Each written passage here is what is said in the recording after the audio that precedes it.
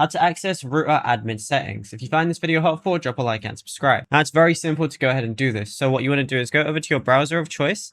At the very top, you want to go ahead and type in like your IP, like hub manager router. It should be on your router, like exactly what you should type in. So it's not your IP address, but it's usually the gateway to go into your hub manager and access your admin settings. So with my instance, I'm with EE. So this is what I go ahead and type in.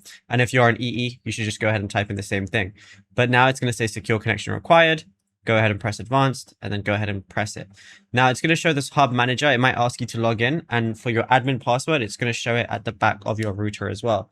So now all I want to go ahead and do is I'm going to be able to see a few different things, right? So I want to do is go to advanced settings, type in my admin password, which again is at the back of the router.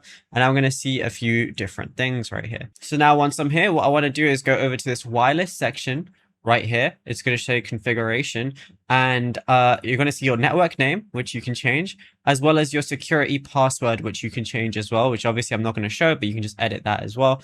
And then of course you can change any other settings. Once you're happy with it, go ahead and press save at the top right, and then that's it. You'll be good to go.